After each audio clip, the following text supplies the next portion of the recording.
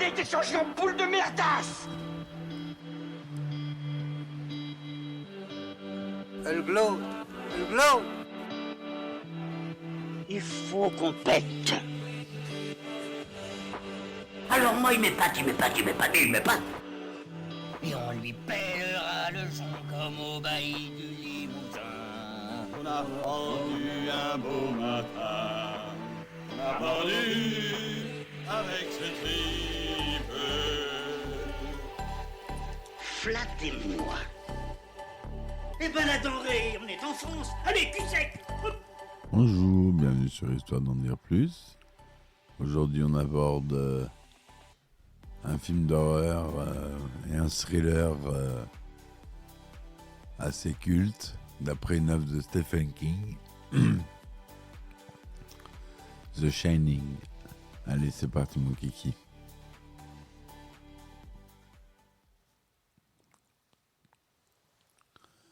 Alors Shining ou The Shining, ou Shining, l'enfant lumière au Québec, les rois des titres de films bizarres, mais je les adore. Film d'horreur psychologique américano-britannique, sorti en 1980. C'est le 11e long métrage réalisé par Stanley Kubrick, avec Jack Nicholson, chez les Duval, et Danny Lloyd dans les rôles principaux.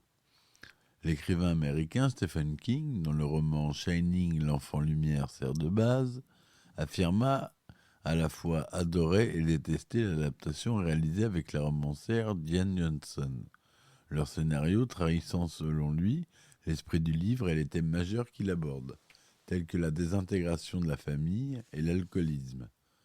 Aujourd'hui considéré comme un classique du cinéma d'horreur, le film s'inscrit dans la lignée de Rosemary's Baby ou de L'Exorciste. Il intègre 3 concepts: la maison isolée et hantée, un personnage principal prêt à exterminer toute sa famille, et les perceptions extrasensorielles, événements présents, passés et futurs, télépathie, c'est-à-dire le Shining. Donc c'est un film qui est sorti en 80, comme je vous l'ai dit, et la version américaine diffère de la version européenne par la durée. La version américaine est de 146 minutes, alors que la version européenne n'est que de 119 minutes. On verra pourquoi plus tard. Alors, un synopsis rapide. L'écrivain Jack Torrance s'est engagé comme gardien pendant tout l'hiver d'un grand hôtel du Colorado, l'Overlook, où il espère surmonter enfin sa panne d'inspiration. Il s'y installe avec sa femme Wendy et son fils Danny, doté d'un don de médium. Tandis que Jack n'avance pas dans son livre et que son fils est de plus en plus hanté par des visions terrifiantes, il découvre les terribles secrets de l'hôtel et bascule peu à peu dans une forme de folie meurtrière où il s'en prend à sa propre famille. Le film commence par des vues panoramiques du parc national de Glacier, situé dans le Montana. La caméra rattrape une petite Volkswagen jaune sur la route escarpée et déserte de la montagne.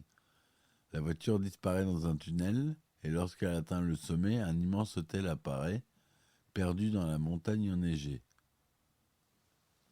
Jack Torrance, Jack Nicholson, ex-professeur qui se voudrait écrivain, est reçu à un entretien d'embauche pour le poste de gardien de l'Overlook, un palace isolé dans les montagnes rocheuses du Colorado, vide et coupé du reste du monde durant l'hiver. Le directeur de l'hôtel avertit Jack que le précédent gardien, Charles Grady, a sombré dans la folie et a massacré sa femme et ses 2 filles jumelles avec une hache avant de se suicider avec une arme à feu. Jack accepte malgré tout le poste, consistant à entretenir l'hôtel durant l'hiver. Il profitera de la solitude pour écrire enfin son livre. Son fils Danny a des visions sanglantes qui l'avertissent d'un danger. Le jour de la fermeture, le directeur fait visiter l'hôtel au couple Torrance ainsi que le labyrinthe végétal qui le jouxte. Les jumelles Grady apparaissent à Danny dans la salle de jeu. Il communique également avec le cuisinier Halloran, Scatman Crothers, par télépathie.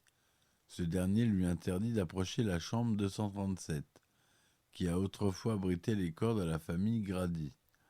Alors Anne explique à Danny qu'ils sont tous deux doués d'un don de voyance télépathique qu'il nomme le Shining. L'hôtel se vide et les trois protagonistes se retrouvent seuls. Jack, inspiré, tape à la machine.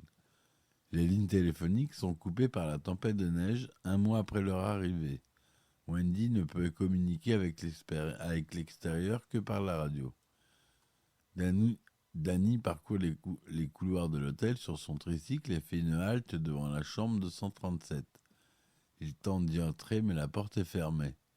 Dans les couloirs de l'hôtel, il rencontre les jumelles qui l'invitent à jouer avec elles à jamais. La vision fugitive des jumelles massacrées terrifie le garçon. Tandis que Jack donne les premiers signes de dérangement mental, il répète la même fin de phrase que les jumelles Grady. « Je voudrais que nous restions ici à jamais, à jamais. » Alors que Danny joue avec ses petites voitures dans le couloir, une balle roule à ses pieds.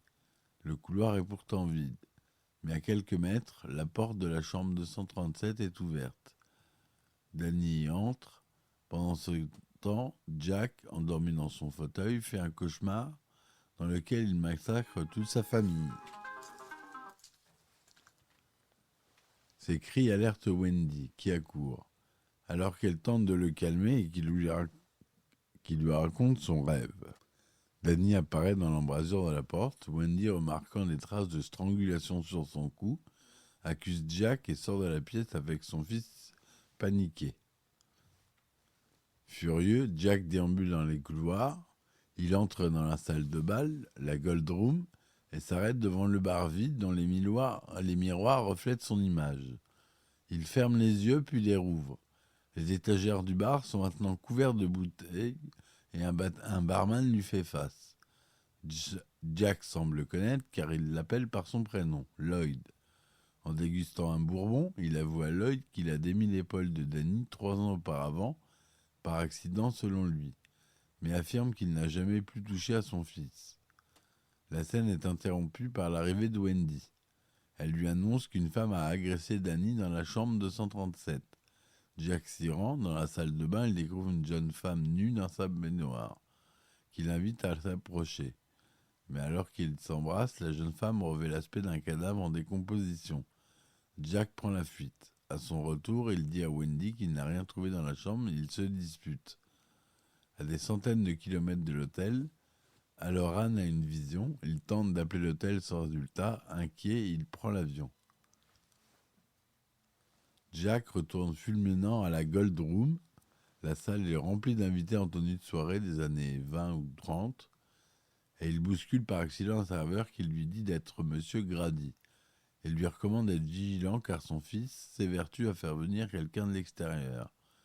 Grady conseille à Jack de mieux tenir sa famille, voire de la corriger comme lui-même l'a fait avec sa propre famille. Jack se laisse manipuler et sabote la radio et la chenillette, le seul véhicule qui lui permet de sortir de l'hôtel. Tout bascule lorsque Wendy découvre les pages du roman de son mari, entièrement remplies de la phrase « All work and no play made Jack a dull boy », expression idiomatiquement signifiant « trop de travail et pas de plaisir font de Jack un enfant terne », et sans équivalent en français puisque c'est un sous-titré « Un tien vaut mieux que 2, tu l'auras » dans la version française. Jack s'enfonce dans une psychose meurtrière. Il tente une première fois de tuer sa femme, qu'il l'assomme avec une batte de baseball et l'enferme dans la réserve alimentaire de l'hôtel. Mais Jack est libéré de la réserve par Grady au terme d'une conversation dans laquelle il confirme d'éliminer sa femme et son fils. La confrontation finale entre Jack et Wendy se produit. Le mari fou poursuivant sa femme en boitant après une chute, armé d'une hache dont il sert pour fracasser les portes des pièces dans lesquelles se réfugient Danny et Wendy. « Coucou, chérie, here is Johnny », lance-t-il après avoir brisé une porte. Scène culte. Très inquiet à cause de ses visions et de ses contacts télépathiques avec Danny, qui répète et écrit partout « Red Rum » en français être et homme, ce qui donne à l'enfer murder, soit meurtre en français, Le cuisinier Halloran arrive en chenillette à l'hôtel Overlook. Mais Jack, embusqué, se rue et le tue d'un coup de hache. Wendy profite de l'arrivée d'Halloran pour s'échapper et déambule dans l'hôtel. Entendant les cris d'Halloran, Danny hurle à son tour et sort de sa cachette. Jack le poursuit en dehors de l'hôtel. L'enfant se réfugie dans le labyrinthe. Par ruse, il revient en marchant dans ses propres empreintes dans la neige et réussit à semer son père qui se perd. Jack meurt gelé, prisonnier dans le labyrinthe de l'hôtel Overlook, tandis que Wendy et Danny s'enfuient dans la chenillette de Halloran. Un dernier travelling montre une photographie ancienne accrochée au mur de l'hôtel. On y voit Jack en tenue de soirée au milieu des invités. Le cliché porte la légende Overlook Hotel, July 4th Ball, 1921, Hotel Overlook, bal du 4 juillet 1921. Voilà pour le résumé détaillé du film. Donc le titre québécois est pas si bizarre que ça, puisque c'est tiré du roman, hein, je vous le rappelle. Mais ils aiment bien se démarquer. Alors, à la photographie, on a John Alcott. Au costume, on a Milena Canonero. L'opérateur Steadicam, Garrett Brown. À la musique, on a Wendy Carlos, crédité sous le nom de Walter Carlos, d'après la symphonie fantastique de Berlioz. Le budget est de 19 millions de dollars. C'est une estimation, hein. Ça s'est tourné en particulier dans les studios d'Elstree au Hertfordshire au Royaume-Uni. Le format est en couleur 35 mm, 1,85/1, son monophonique. Version européenne 119 minutes. Il y a eu la version 4K que j'ai pu récupérer, qui est la version longue américaine, en Blu-ray, qui dure 144 minutes, et la version américaine qui dure encore, elle, 146 minutes. On a quand même 2 minutes de plus dans la version américaine. Mais le Blu-ray 4K, lui, a une version longue. La date de sortie, aux États-Unis, c'est le 23 mai 1980, et en France, le 16 octobre 1980.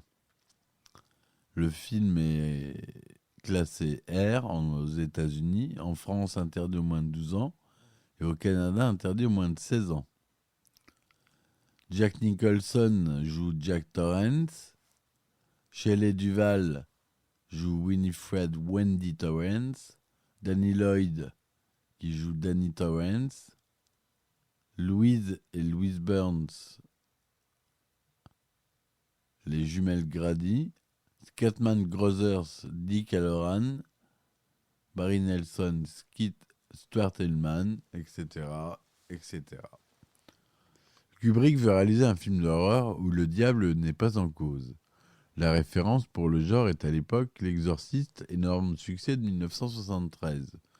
Dans un premier temps, Kubrick s'intéresse au roman d'Ian Johnson, The Shallow de 1975. Puis la Warner Bros. Lui fait parvenir un manuscrit intitulé The Shining. Il s'agit du dernier roman du maître moderne de l'horreur, Stephen King, écrit en 1977. Après l'échec commercial de Barry Lyndon, l'adaptation d'un auteur à succès est moins risquée financièrement et répond aux exigences du box-office. Le choix final se porte sur le livre de Stephen King. Pourtant, c'est Diane Johnson qui va co-signer le scénario avec Kubrick. Le travail d'adaptation s'étale sur plus de 11 semaines. À quatre mains, ils vont modifier profondément le livre. Le scénario sera un savant mélange de la psychanalyse, relation père-fils-mère, la schizophrénie, thème de prédilection de Kubrick, le roman gothique, la spécialité de Jane Johnson, le sentimental, le macabre, personnage victime du passé, et enfin l'intrigue du livre avec ses phénomènes surnaturels, sujet de base du roman de Stephen King, le fond du roman étant ailleurs. Le spectateur Stephen King trouve le film excellent, mais le romancier est extrêmement mécontent. Le scénario trahit l'esprit du livre. Le livre est chaud alors que le film est froid. Le livre se termine dans le feu, le film dans la glace. Dans le livre, Jack Torrance, en voulant devenir bon, glisse peu à peu vers la folie. Dans le film, Jack est fou dès la première scène. Stephen King refuse donc d'apparaître au générique final du film, car pour lui, le thème le plus important du livre est qu'un bon père peut se transformer en monstre par l'abus d'alcool. Plus tard, il dira même que le livre est en partie autobiographique. C'est pourquoi, en 1997, il coproduira et scénarisera une seconde adaptation pour la télévision intitulée Shining, diffusée en France sous le nom de Shining, les couloirs de la peur, sous la forme d'un téléfilm en 3 parties de 87 minutes. Paradoxalement, King a eu besoin de l'autorisation de Stanley Kubrick, qui lui a en échange demandé d'arrêter de faire des commentaires publics sur son film. L'écrivain, déçu par la décision du réalisateur de s'inspirer des décors d'un autre hôtel, tient même à filmer l'intégralité de la série au Stanley Hotel, d'architecture georgienne coloniale, et inauguré en 1909. C'est dans la chambre 217 de cet hôtel qu'il avait fait un cauchemar dans lequel il se voyait étrangler son fils, vision qui l'inspira pour l'écriture du livre. Pour l'avis de Kubrick, Shining est un film optimiste. C'est une histoire de fantôme. Tout ce qu'il dit, c'est qu'il y a une vie après la mort. C'est optimiste.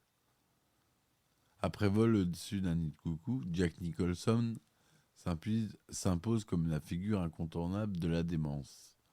En 1980, Nicholson est un des acteurs les mieux payés d'Hollywood.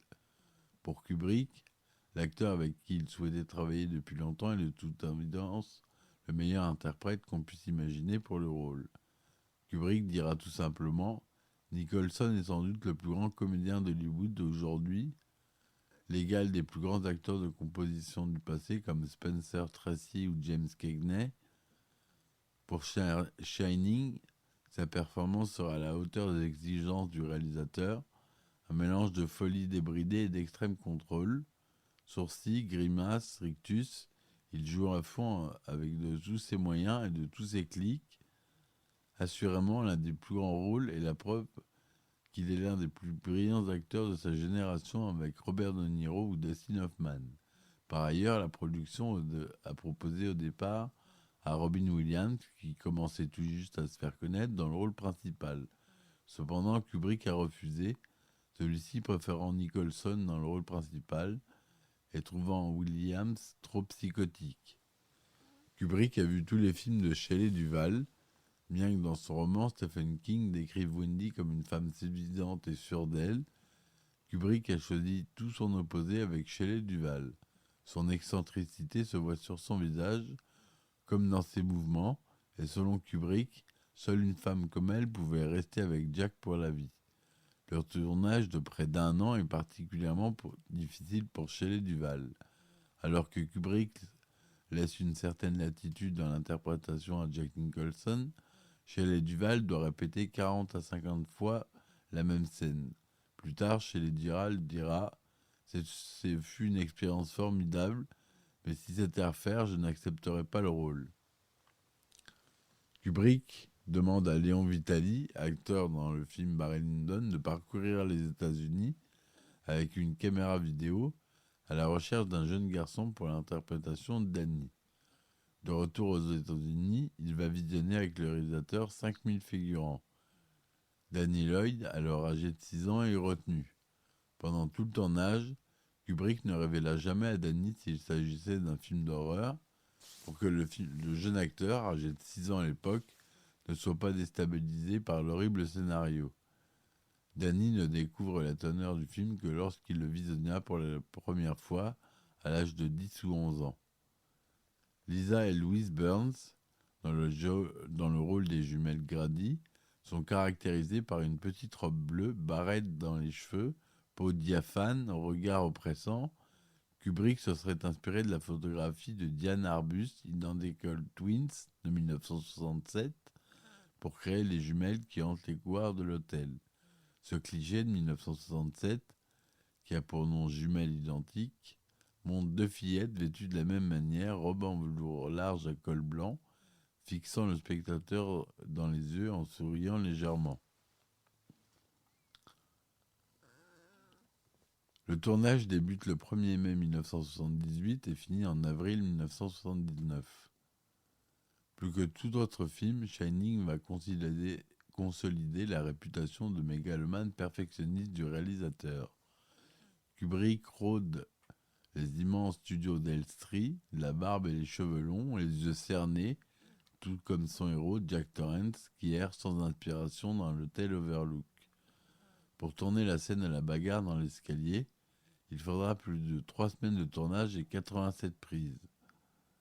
Contrairement à l'idée reçue de l'hôtel Awanahani aurait servi de décor pour les scènes d'intérieur, ces dernières, de même que le labyrinthe, ont été réalisées au studio d'Elstree au nord de Londres, dans des décors reproduits à l'identique, comme l'a été la façade principale du Timberline Lodge, mais celle-ci a bénéficié en plus d'un vrai tournage sur place, grâce à une deuxième unité, qui était également filmée à Bretton Woods dans le New Hampshire, au Glacier National Park dans le Montana, ainsi que dans l'État du Colorado pour les scènes d'ouverture.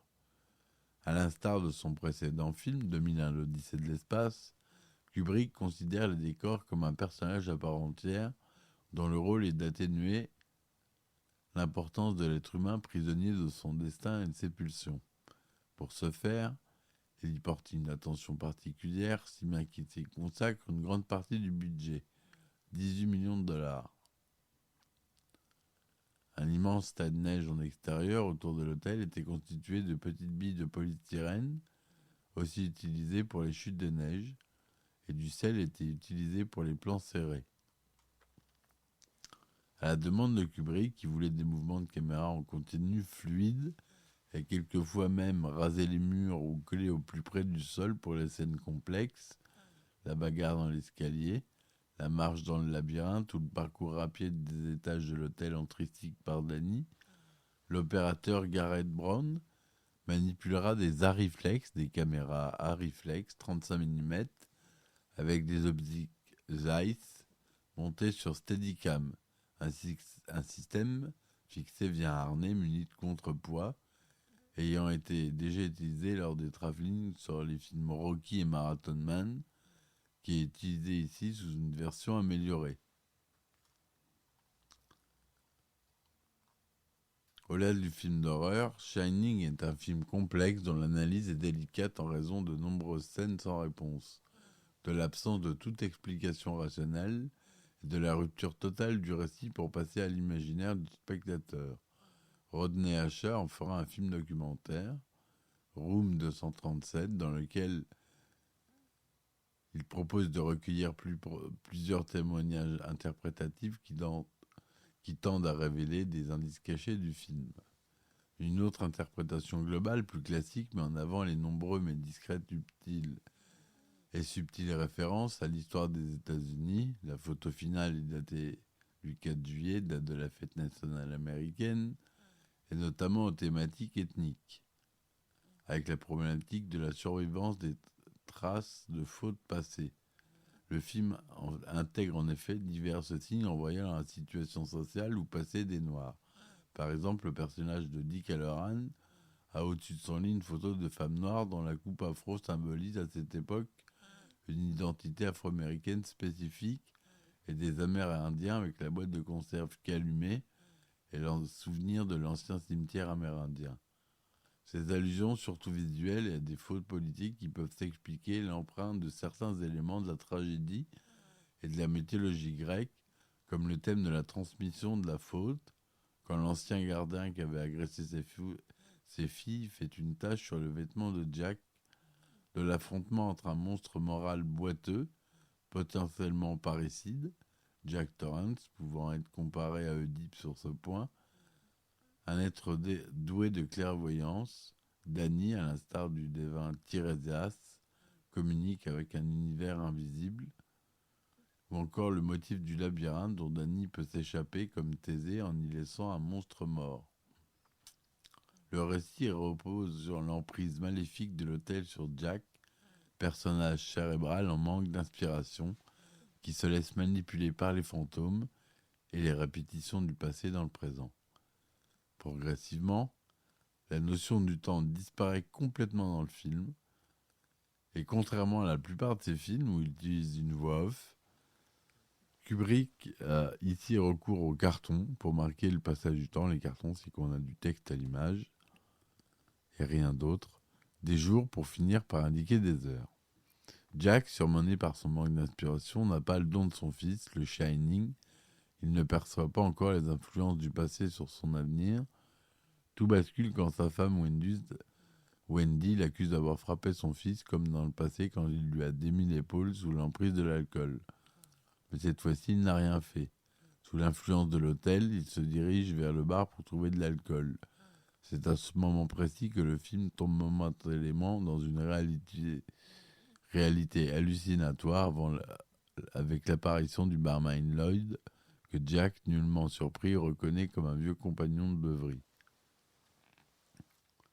Shining recycle l'univers du film d'horreur. L'Overlook Hotel est un château hanté par des fantômes et des forces démoniaques, un vaste dédale spatio-temporel où d'étranges et mystérieuses apparitions ressurgissent dans le présent.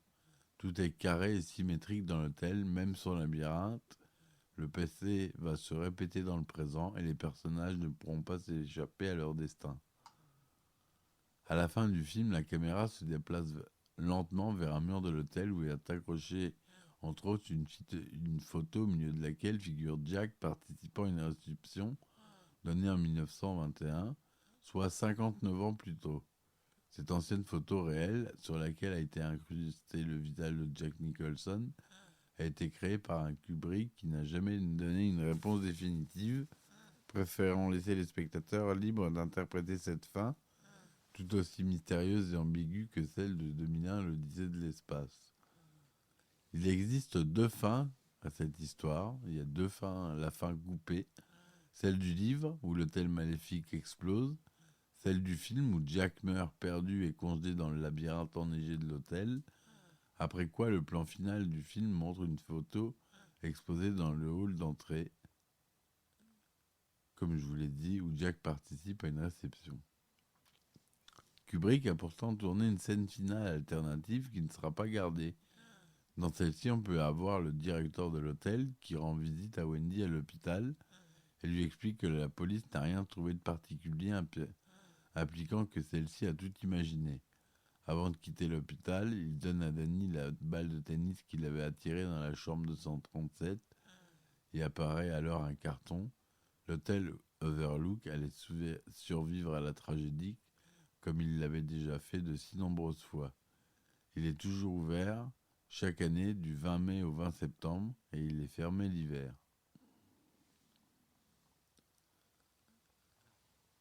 Le film rapportera aux États-Unis 44 360 000 $. En France, 2 359 000 entrées.